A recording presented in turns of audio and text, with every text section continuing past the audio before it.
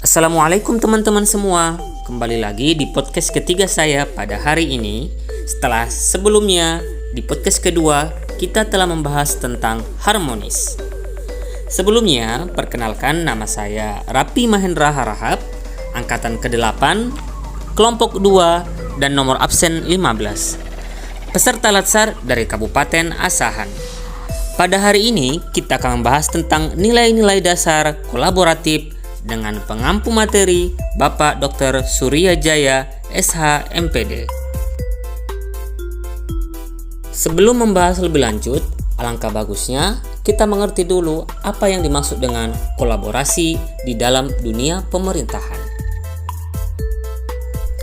Kolaborasi pemerintahan adalah proses dan struktur jaringan multi-organisasi lintas sektoral yang membuat kesepakatan bersama, keputusan bersama, pencapaian konsensus melalui interaksi formal maupun informal yang bersifat menguntungkan dan mencapai tujuan bersama. Dengan memahami pengertian kolaboratif dalam dunia pemerintahan, kita sebagai ASN diharapkan mampu mengaktualisasikan nilai kolaboratif dalam pelaksanaan tugas di unit kerja kita masing-masing. Dengan indikator 1. Memahami dan menjelaskan kolaboratif secara konseptual dan teoritis. 2. Memahami dan menjelaskan panduan perilaku nilai kolaboratif serta memberikan contoh perilaku spesifik yang kontekstual dengan jabatan atau organisasi. 3. Mengaktualisasikan nilai kolaboratif dalam pelaksanaan tugas jabatan masing-masing. Dan yang keempat, menganalisis kasus atau menilai contoh penerapan nilai kolaboratif secara tepat.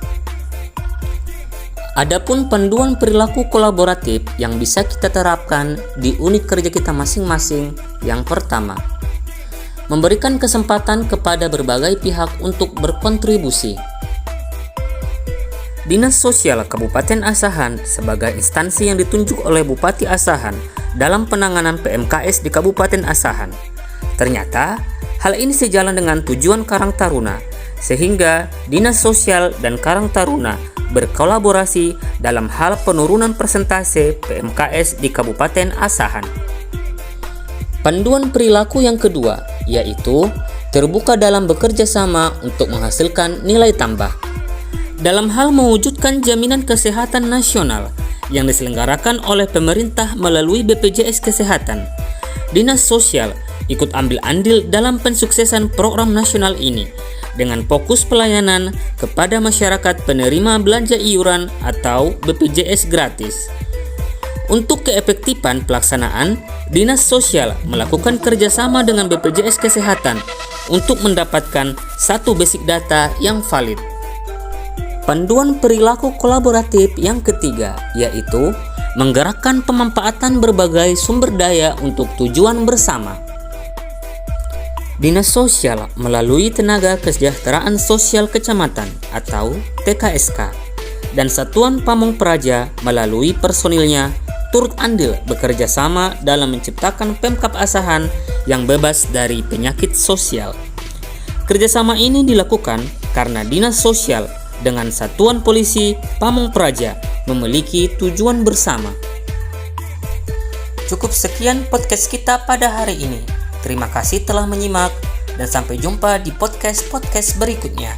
Assalamualaikum warahmatullahi wabarakatuh.